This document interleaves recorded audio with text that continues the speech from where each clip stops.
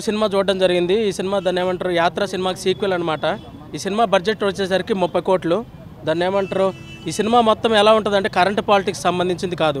అప్పుడు రాజశేఖర రెడ్డి గారు చనిపోయినప్పటి నుంచి మొదలుపెట్టి అసలు రాజశేఖర రెడ్డి గారు చనిపోయినప్పటి నుంచి దాన్ని ఏమంటారు, ఆ తర్వాత జగన్మోహన్ రెడ్డి కాంగ్రెస్ పార్టీలోనే ఉన్నారనమాట. కాంగ్రెస్ పార్టీలో ఉండి ఓదార్పు యాత్ర చేసేవాళ్ళు. ఓదార్పు యాత్ర చేసేటప్పుడు సోనియా గాంధీ గారు దాన్ని ఏమంటారు, జగన్మోహన్ రెడ్డిని పార్టీ నుంచి బయటికి పంపించాలని అప్పుడు ప్రయత్నాలు చేసేవాళ్ళు అనమాట. అప్పుడు ఆయన దాన్ని ఏమంటారు, అప్పుడున్న పరిస్థితుల ప్రకారము పార్టీ నుంచి బయటకు వచ్చి కొత్త పార్టీ పెట్టడము, అంటే విజయమ్మ గారితో వాళ్ళతో జగన్మోహన్ రెడ్డి గారు బయటకు వచ్చి కొత్త పార్టీ పెట్టడము. ఆ తర్వాత 18 మంది ఎమ్మెల్యేలు ఎంతమంది ఎమ్మెల్యేలు పోటీ చేస్తారు. ఆ తర్వాత దాన్ని ఏమంటారు, జగన్మోహన్ రెడ్డి ఎమ్మెల్యే ఎలా అయ్యాడు, పులివెందుల ఎమ్మెల్యే ఎలా అయ్యాడు,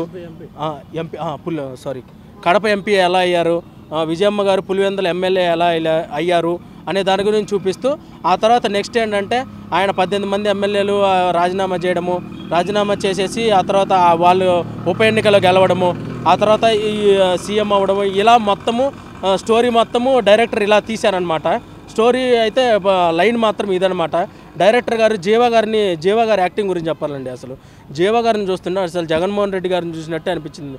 అంత బాగా యాక్ట్ చేశారనమాట. అసలు దాన్ని ఏమంటారు, ఆ పాత్రలో లీలమైపోయారు. డైరెక్టర్ గారు చాలా బాగా తీశారన్నమాట ఈ సినిమాని.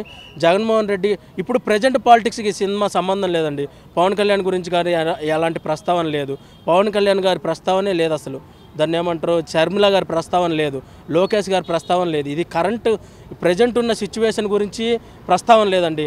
అప్పుడెప్పుడో కాంగ్రెస్ పార్టీ మీద ఎలా దాన్ని ఏమంటారు, తిరుగుబాటు చేసి ఎలా పార్టీ పెట్టారు, ఎలా గెలిచారు అనే దాని గురించి అంది యాత్ర 2 సినిమా. పవన్ కళ్యాణ్ గారి గురించి అసలు ఎలాంటి ప్రస్తావన లేదు ఈ సినిమాని. దాన్ని ఏమంటారు, వైఎస్ఆర్సీపీ కార్యకర్తలు, దాన్ని ఏమంటారు, టికెట్లు వచ్చిన క్యాండిడేట్లు వాళ్ళందరూ వచ్చేసి ప్రతి ఊరు నుంచి జనాలను తీసుకొచ్చేసి ఈ సినిమా చూపిస్తే గ్యారంటీ పెట్టిన డబ్బులు వస్తాయండి. అది. Thank you.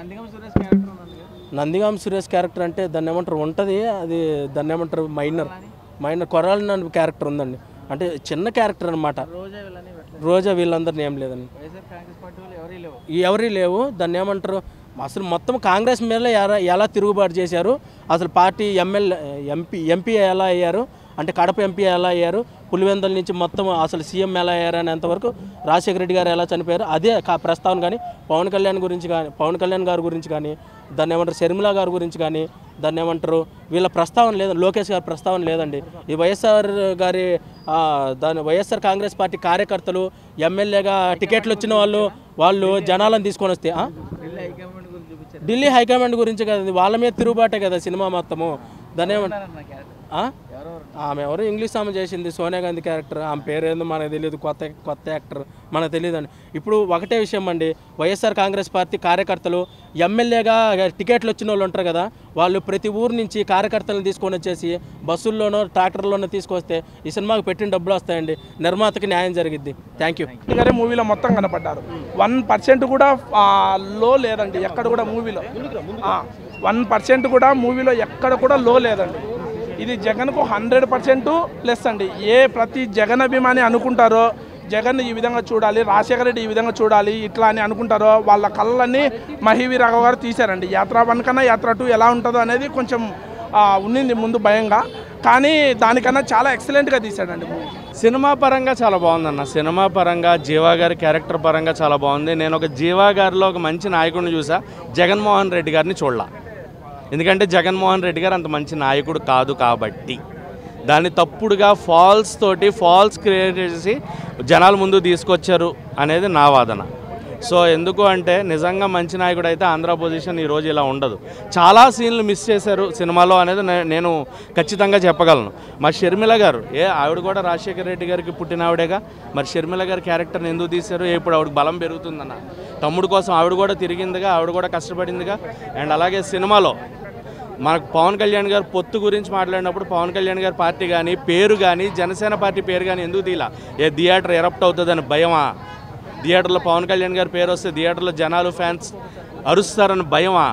పవన్ కళ్యాణ్ గారి పార్టీ నువ్వు తోకా లేని పార్టీ అనే బదులు జనసేన పార్టీ పవన్ కళ్యాణ్ పార్టీ అని ఓపెన్గా చెప్పు ఉండాలి. నీ ఫీలింగ్ అదైనప్పుడు నువ్వు ఓపెన్గా చెప్పు ఉండాలి. దానికి ఎలా రియాక్ట్ అవుతాం మా ఇష్టం అది. అంతేగాని నువ్వు ఫాల్స్గా తీసుకుని ఏదో చిన్న పార్టీ అని తక్కువ చేసి ఒక పార్టీని కించపరిచి మాట్లాడడం ఎంతవరకు కరెక్ట్? తలా తోకలేని పార్టీ అని నువ్వు చూసావా? నీకు తెలుసా తలా తోకలేని పార్టీ అని? కొన్ని వేల మంది లక్షల మంది వస్తున్నారు ఈ రోజున ఆయన కోసం. ఆయన రాజకీయంగా అనుభవం లేకపోవచ్చు, కానీ అనుభవంతో రాజకీయాన్ని చేయడానికి వస్తున్నాడు. ఆయన రాజకీయాన్ని కాదు నాయకుడిగా వస్తున్నాడు, రాజకీయ నాయకుడిగా రావట్లా, నీలాగా తప్పుడుగా రావట్లా. 2019లో ఎలా గెలిచావు? రిగ్గింగ్లు చేయాల? 1,00,000 మంది ఉన్న ఓటర్ల స్థానంలో 1,50,000 ఓట్లు ఎలా పడ్డాయి? నువ్వు చెప్పిన నవరత్నాలు, మడమ తప్పని నాయకుడు కదా, నవరత్నాలు ఏమైంది? మద్యపాన నిషేధం ఏమైంది? చేసావా మద్యపాన నిషేధం? ఒక్కసారైనా కనీసం అమలు చేయడానికి ప్రయత్నించావా? ప్రత్యేక హోదా, ఆంధ్ర ప్రత్యేక హోదా ఎక్కడికి పోయింది? ఒక్కనాడన్నా బీజేపీని ప్రశ్నించగలిగావా? మరి ఇవన్నీ చేయకుండా ఒక నాయకుడిగా నువ్వు ఎలా ప్రూవ్ చేసుకుని ప్రత్యేక హోదా అదే ఎలా నాయకుడిగా ప్రూవ్ చేసుకుని నువ్వు సినిమా తీసి జనాల్ని ఫాల్స్ ఎలిగేషన్స్తో మోసం చేద్దాం అనుకుంటున్నావు? ఎలక్షన్స్ ముందు ఇలాంటి సినిమాలు ఎందుకు రిలీజ్ చేస్తున్నారు? ఎలక్షన్స్ ముందు జనాల్ని ఎందుకు ప్రభావం చేయాలనుకుంటున్నారు? తప్పుడు వాటితో. కోడికత్తి శ్రీని గారి క్యారెక్టర్ ఎక్కడ పోయింది? నీ మీద అటాక్ చేశారని వాస్తవాలు లేవన్నా, మొత్తం క్రియేటెడే ఉంది. రాజశేఖర్ రెడ్డి గారు నిజంగా మహానుభావుడైన, ఆయన గురించి చెప్పడం లేదు. ఎందుకంటే ఆయన పాలనలు నేను చెప్తా, ఆయన పాలనలు నేను కాంగ్రెస్గా ఇప్పుడు తిరిగిన వాడిని, చిన్న ఏజ్ అయినా కూడా నాకు తెలుసు.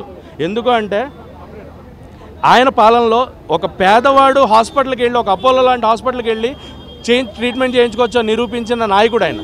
అలాగే ఓ పేదవాడికి సొంత ఇంటికలని చూపించిన నాయకుడు ఆయన.